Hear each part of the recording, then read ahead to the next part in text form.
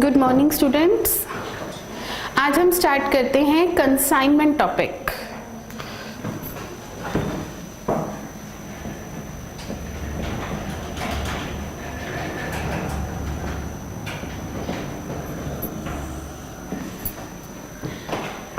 Consignment क्या है? Consignment is a mode of expansion of the business. हमारे business को एक्सपेंड करने के दो तरीके होते हैं, एक होता है ब्रांच और एक होता है कंसाइनमेंट। ब्रांच में हम क्या करते हैं, अलग अलग एरियाज में अलग अलग ब्रांचेस ओपन करके अपना बिजनेस एक्सपेंड कर सकते हैं, तो वो ब्रांच अकाउंट्स होते हैं सेपरेट। पर कंसाइनमेंट क्या है, जहां पर हम अपने अलग अलग एरिया में अपने अलग अलग एजेंट अपॉइंट कर सकते हैं जो हमारे बिहाफ पर आगे गुड्स की सेल करेंगे। सपोज मैं यहाँ कोई प्लास्टिक गुड्स की मैन्युफैक्चरिंग का काम कर रही हूँ और मैं चाहती हूँ कि मेरा प्रोडक्ट दूर दूर बिके, तो मेरे पास क्या ऑप्शन है कि मैं अलग अलग एरिया में अपने अलग अलग एजेंट अपॉइंट कर दूँ जिन्हें वहाँ की मार्केट की नॉलेज हो अच्छी, और वो एजेंट मेरे बिहाफ पर आगे गुड्स की सेल करेंगे। तो मेरे और एजेंट के बीच में जो बिजनेस स्टार्ट हुआ है, that business is called consignment business। तो consignment business दो पार्टीज के बीच में एग्जिस्ट होता है, एक प्रिंसिपल और दूसरा एजेंट। अकाउंटिंग लैंग्वेज में प्रिंसिपल को कहा जाता है कंसाइनर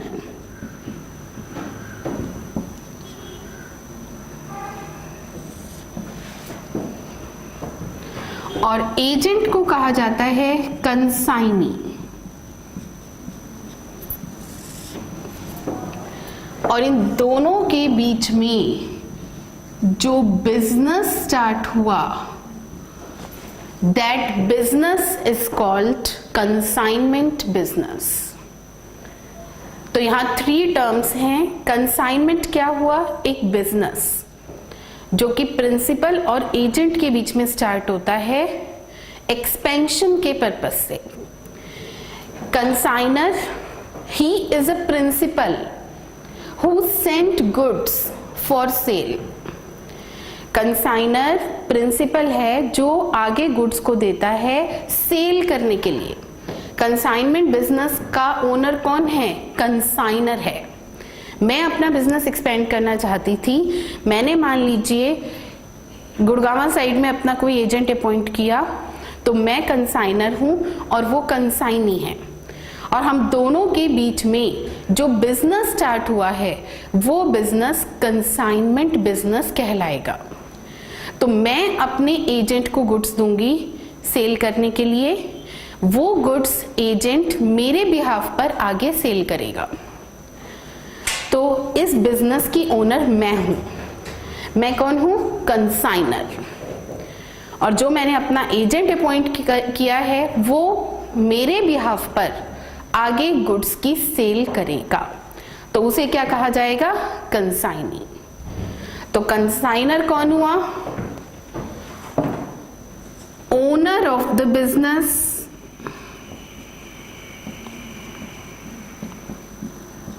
इस बिजनेस का ओनर कौन है, कंसाइनर। और कंसाइनी कौन है, ये एक तरह का एजेंट होता है जो कमीशन लेकर हमारे गुड्स को बेचता है। तो कंसाइनी कौन है, जो गुड्स की क्या करेगा, सेल। किस लिए, कमीशन के लिए। ही सोल्ड गुड्स फॉर कमीशन।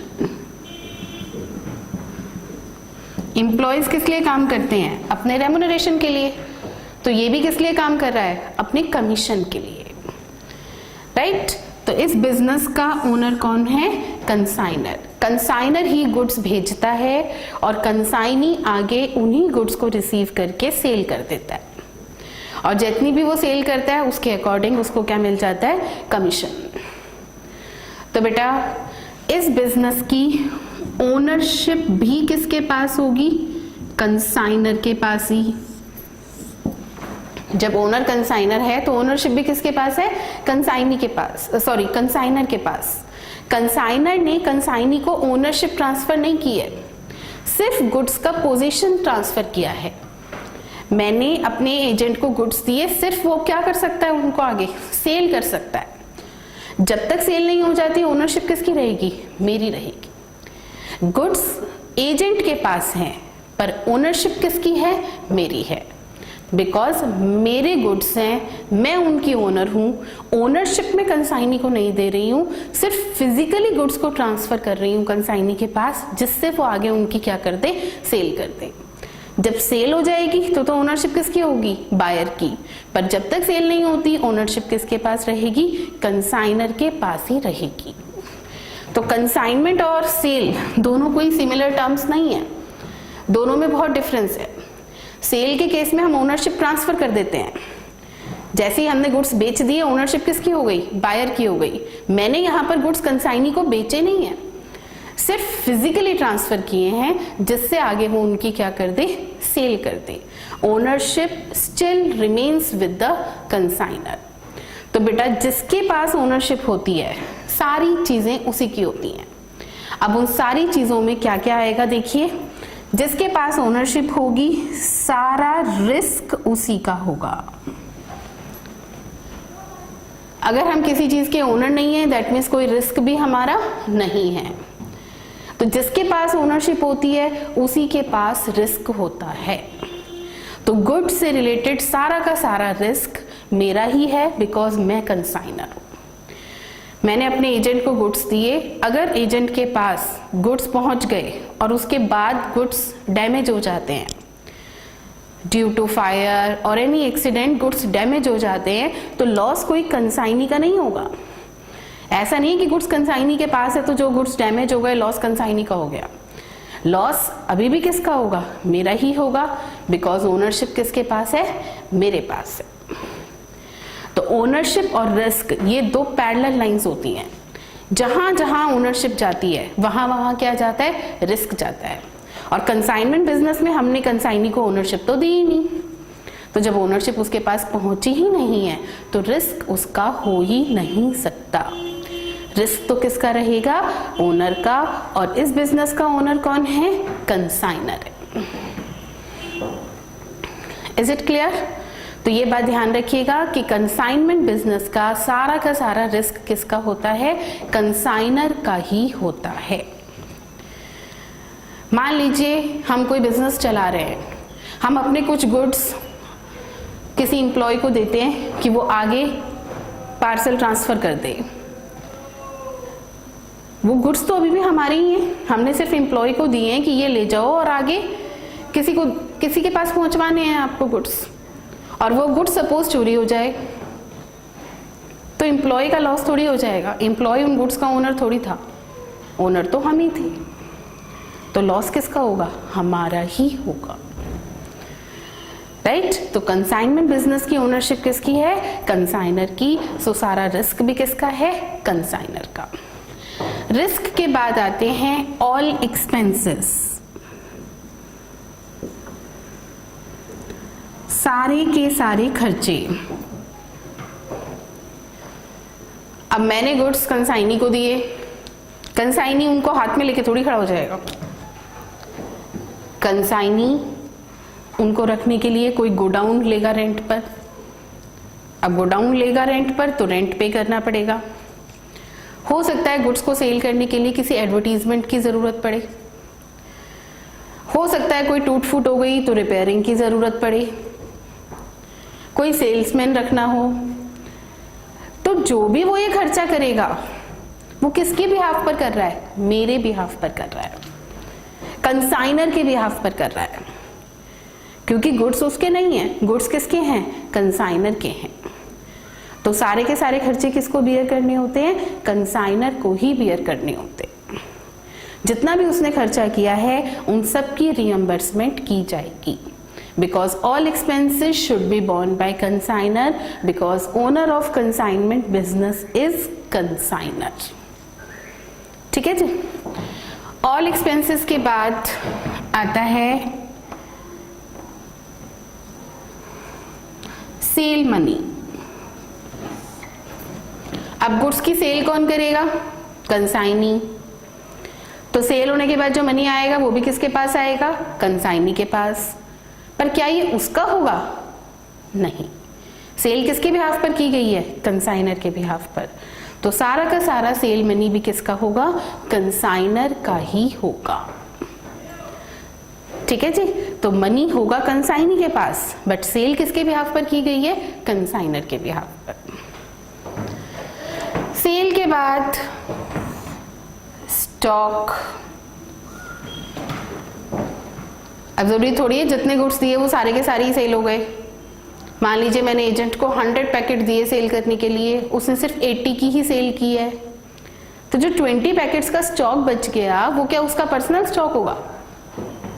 जो उसने 80 पैकेट सेल किए वो भी नहीं थे उसके, वो भी मेरे थे। तो जो 20 पैकेट्स हैं वो भी किसके हैं? मेरे ही हैं। 80 पैकेट्स तो बिक चुके इसलिए वो किसके हो गए? बायर के। पर जो 20 पैकेट्स सेल नहीं हुए हैं वो अभी भी किसके हैं? कंसाइनर के ही हैं। तो ये स्टॉक कंसाइनर जो बैलेंस शीट बनाएगा उसमें शो होगा, ना कि कंसाइनी के बुक्स में शो होगा। तो स्टॉक भी किसका होगा? कंसाइनर का। Next, loss of stock. अभी हमने बात की कि रिस्क किसका है? कंसाइनर का। तो ऑब्वियसली है कि कोई स्टॉक खराब हो गया तो वो जो लॉस ऑफ स्टॉक होगा वो भी किसका होगा? कंसाइनर का ही होगा। और फाइनल आता है प्रॉफिट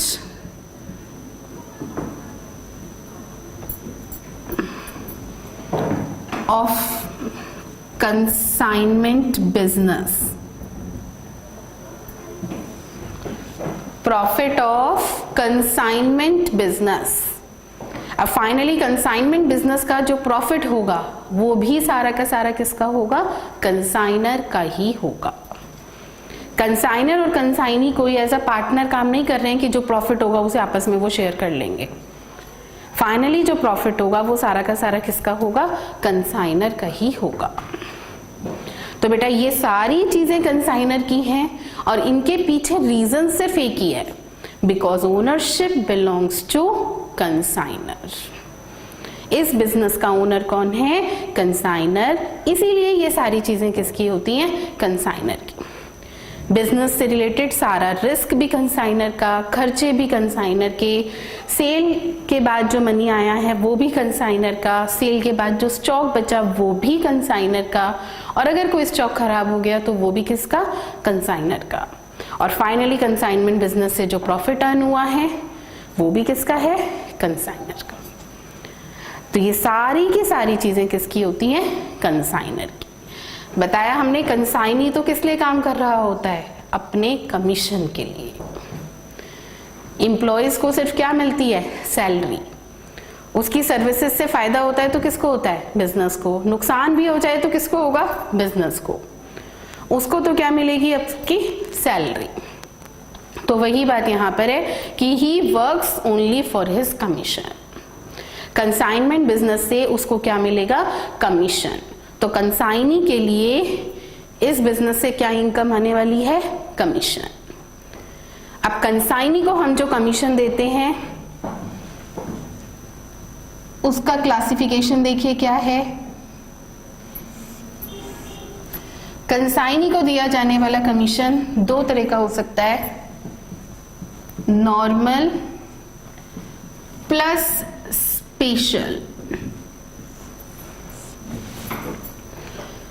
नॉर्मल कमीशन जो कि हर एजेंट को मिलता ही मिलता है। ऐसा कोई एम्प्लॉय नहीं होता जो बिना सैलरी के काम कर रहा हो, सबको सैलरी मिलती है, सबकी सैलरी उसके काम के अकॉर्डिंग होती है।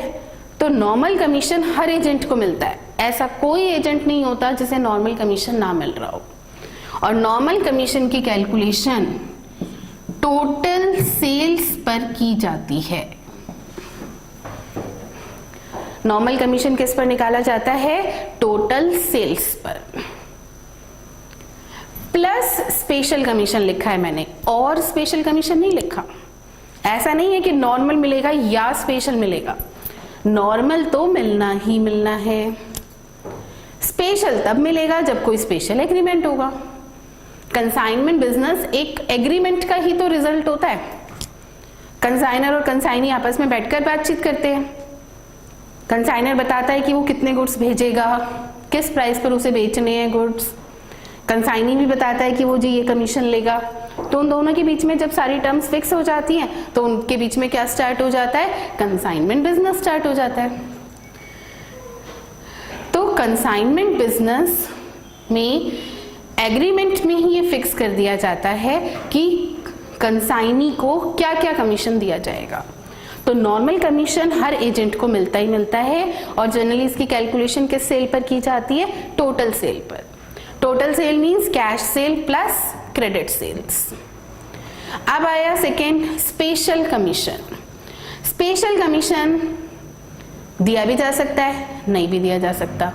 नॉर्मल कमीशन तो देना ही देना है, स्पेशल कमीशन दिया भी जा सकता है और नहीं भी। अब ये स्पेशल कमीशन भी दो तरह के होते हैं,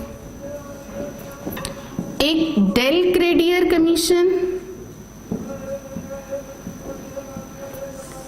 और दूसरा overriding commission.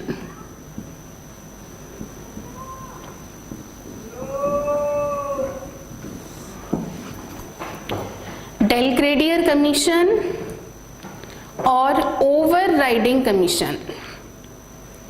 Del credere commission consignee को तब दिया जाता है जब वो बैड डेब्ट्स की गारंटी ले लेता है। अब जैसे कि हमने अभी आपको बताया कि सारे के सारे एक्सपेंसेस किसके होते हैं, कंसाइनर के। सारे एक्सपेंसेस फाइनली किसको बियर करने होते हैं, कंसाइनर को। तो बैड डेब्ट्स भी तो बिजनेस का एक लॉस ही है। मान लीजिए क्रेडिट सेल 50,000 की हो रही है और 5,000 की रिकवरी नहीं हो रही, तो 5,000 के क्या हो गए, बैड डेब्ट्स। तो 5,000 ये जो लॉस है वो भी किसका होना चाहिए, कंसाइनर का होना चाहिए। तो अगर कंसाइनर इस लॉस से बचना चाहता है, बचना क्यों चाहता है, क्योंकि बैड डेब्ट्स एक ऐसा लॉस है जिस पर कंसाइनर का कोई कंट्रोल नहीं है। सेल कौन करता है, कंसाइनी। कस्टमर को कौन जानता है, कंसाइनी। इसलिए बैड डेब्ट्स को कोई कंट्रोल कर सकता है तो वो कौन कर सकता है, कंसाइनी। कंसाइनर बैड डेब्ट्स को कंट्रोल नहीं कर सकता। तो अगर कंसाइनर कंसाइनी को नॉर्मल कमीशन के साथ साथ डेल क्रेडियर कमीशन भी दे दे तो बैड डेब्ट्स का कंसाइनर से कोई लिंक नहीं होगा। अगर क्वेश्चन में डेल क्रेडियर कमीशन गिवन है तो बैड डेब्ट्स किसका लॉस है, कंसाइनी का। कंसाइनर उसे बियर नहीं करेगा। पर अगर क्वेश्चन में डेल क्रेडियर कमीशन नहीं है तो बाकी एक्सपेंसेस जो कंसाइनी पे करता है उन्हीं में बैड डेब्ट्स भी ऐड हो जाते हैं। मतलब वो बैड डेब्ट्स भी फिर किसको बियर करने होते हैं, कंसाइनर को। तो आपने तो सिर्फ इतना देखना है कि क्वेश्चन में डेल क्रेडियर कमीशन है या नहीं है, तो बैड डेब्ट्स कौन बियर करेगा, कंसाइनी। नहीं है तो कौन बियर करेगा, कंसाइनर। बस इतनी सी बात है। डेल क्रेडियर कमीशन के अमाउंट में और बैड डेब्ट्स के अमाउंट में कोई रिलेशनशिप नहीं है। कंसाइनर और कंसाइनी के बीच में स्टार्टिंग में ही फिक्स हो गया कि जो भी क्रेडिट सेल होगी हम उसका 2% आपको डेल क्रेडियर कमीशन देंगे। अब मान लीजिए क्रेडिट सेल 50,000 की हुई, 50,000 का 2% डेल क्रेडियर कमीशन बना 1,000। तो कंसाइनर कंसाइनी को 1,000 कमीशन देगा, चाहे बैड डेब्ट्स हो या ना हो, 1,000 से ज्यादा हो या 1,000 से कम हो। डेल क्रेडियर कमीशन स्टार्टिंग में ही फिक्स हो जाता है, देना है या नहीं देना है, तो कितना देना है और उसकी कैलकुलेशन कैसे होनी है। तो जो भी एग्रीमेंट में फिक्स हुआ है कि जी del credere commission total sale पर देना है या क्रेडिट सेल पर देना है, तो एक बार फिक्स कर लिया गया जी डेल क्रेडियर कमीशन देना है, तो उस कमीशन के अमाउंट का बैड डेब्ट्स के अमाउंट से कोई रिलेशन नहीं होगा। मान लीजिए हमें 2% डेलक्रेडिट कमीशन देना है तो वो 2% ही रहेगा, बैड डेब्ट्स चाहे उससे कम हो या ज्यादा हो। ये नहीं कि जी बैड डेब्ट्स नहीं हुए तो फिर हम कहेंगे जी डेलक्रेडिट कमीशन अब नहीं देते हम, या बैड डेब्ट्स अगर ज्यादा हो गए तो कमीशन से जितने ज्यादा हो गए तो उतना और हम एक्स्ट्रा उसे कंपनसेट करेंगे, ऐसा नहीं है। डेलक्रेडिट कमीशन हम कंसाइनी को इसीलिए ही दे रहे हैं जिससे वो बैड डेब्ट्स को होने से रोके, और अगर स्टिल हो जाते हैं बैड डेब्ट्स तो वो पर्सनली बियर करे, फिर हमारा बैड डेब्ट से कोई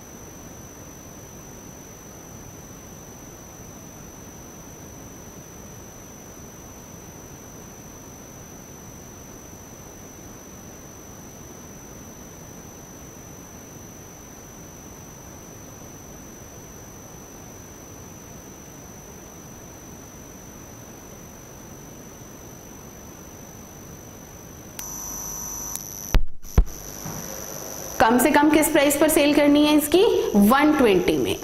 तो जो 120 है वो कहलाएगी invoice price. Minimum selling price को हम क्या बोलते हैं, इनवॉइस प्राइस भी बोलते हैं। बट कंसाइनी ने इसकी सेल की 150 में। हमने उसे कहा था कम से कम 120 में बेचना है, ज्यादा से ज्यादा जितने मर्जी में बेचो, कम से कम 120 में बेचना है आपको। बट उसने सेल की 150 में। तो जो ये 30 रुपीज उसने हमारे लिए एक्स्ट्रा अर्न किए हैं, ये कहलाएगी सरप्लस प्राइस। ये कौन सी प्राइस है, सरप्लस प्राइस। तो ओवर राइडिंग कमीशन की कैलकुलेशन इस प्राइस पर की जाती है।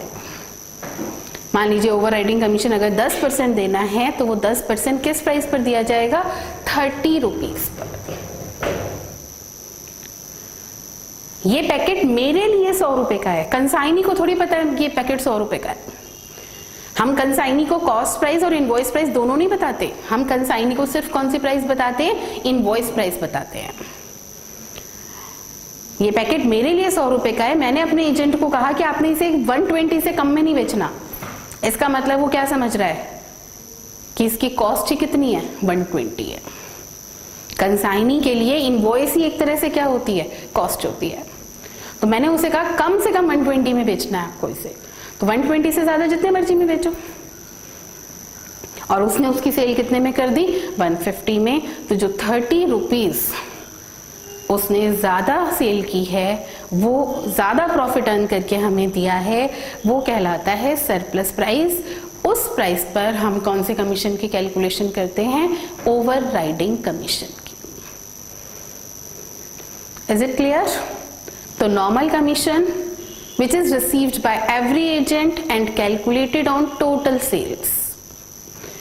Del creditor commission which is allowed to consignee when he takes guarantee of bad debts. It is calculated on credit sale or total sales. दोनों में से किसी पर भी जो भी गिवन हो, but if question is silent then it will be calculated on total sales. Right? Last is overriding commission. This commission can be allowed to consignee when he sold goods above invoice price. Del creditor commission, overriding commission will be calculated on surplus price. Surplus price is equal to selling price minus invoice price of goods sold. Surplus price की calculation का formula क्या होता है? Selling price जितने में cell हो गई minus invoice price, और ये दोनों प्राइस कौन से गुड्स की लेनी है? जिनकी क्या हो गई? सेल हो गई। जिन गुड्स की सेल ही नहीं हुई उनके लिए तो कोई कमीशन दिया ही नहीं जाता। कमीशन दिया ही तब जाता है जब क्या होती है? सेल होती है। तो जिन गुड्स की सेल हो गई उनकी सेलिंग प्राइस और इनवॉइस प्राइस का जो डिफरेंस होता है वो कौन सी प्राइस कहलाती है? Surplus price. ठीक है जी। तो अब मैं आपको एक एग्जांपल कराती हूँ जिससे आपको ये कमीशन की कैलकुलेशन का प्रोसीजर क्लियर हो जाएगा। तो एक एग्जांपल लिखिए।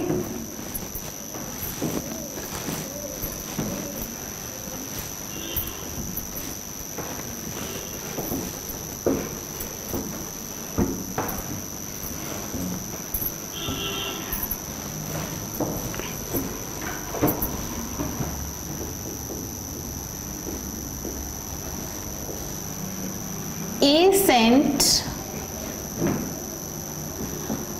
100 cycles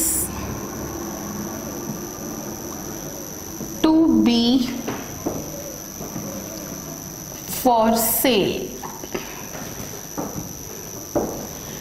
Cost price for each cycle is 1000. Invoice price for each cycle is 1200. Consignor के लिए कॉस्ट 1000 है, बट ए ने बी को वो साइकिल किस प्राइस पर बताई है? 1200। ठीक है। Be sold 80 cycles at the rate of 1500 each on credit.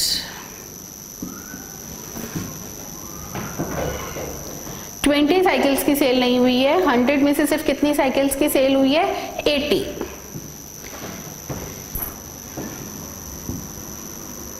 Commission allowed to be is normal 5% on total sale, Del creditor 2% on credit sale,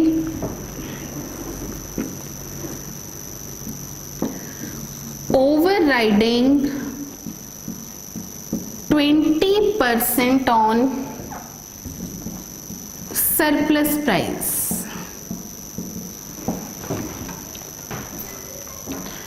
Calculate total commission.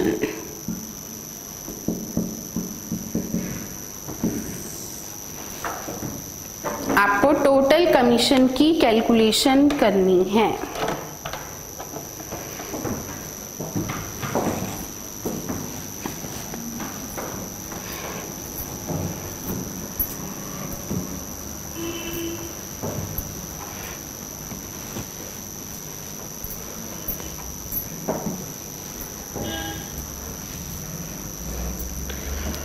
तो देखिए, सबसे पहले तो टोटल सेल है कितनी।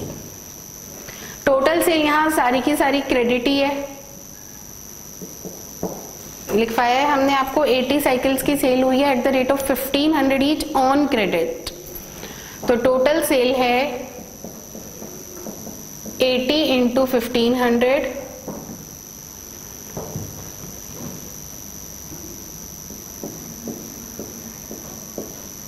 $1,20,000। टोटल सेल है 1,20,000।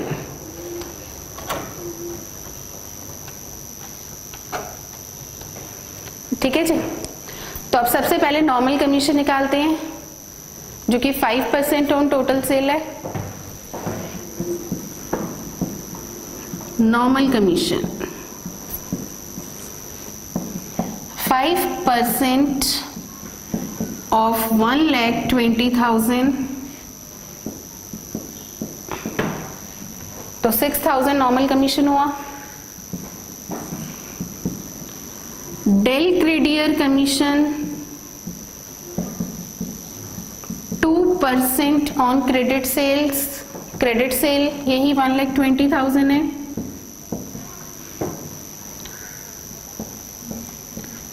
$2,400। अब last commission आपको कैलकुलेट करना है overriding, which is 20% of surplus price. अब सरप्लस प्राइस आपको कैलकुलेट करना होगा।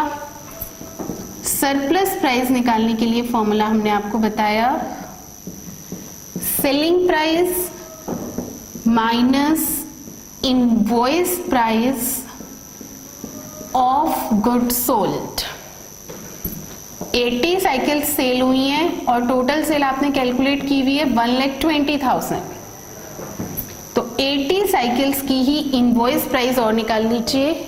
इनवॉइस प्राइस पर साइकिल है 1,200।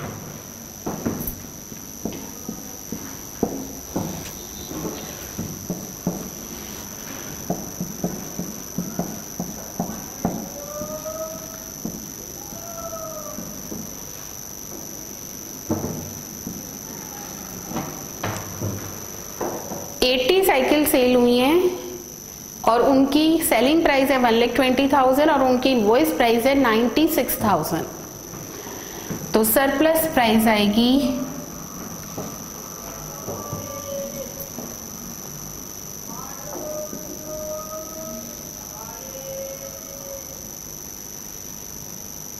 $24,000।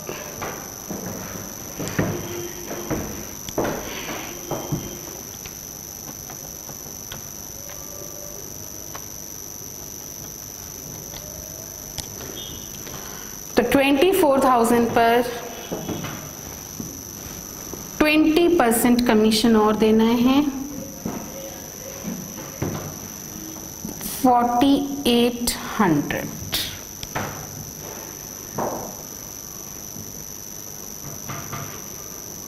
तो टोटल कमीशन आ जाएगा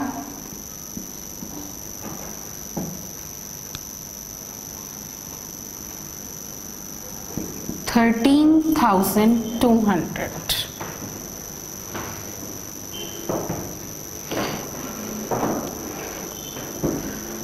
तो बेटा ये प्रोसीजर होता है कमीशन की कैलकुलेशन का।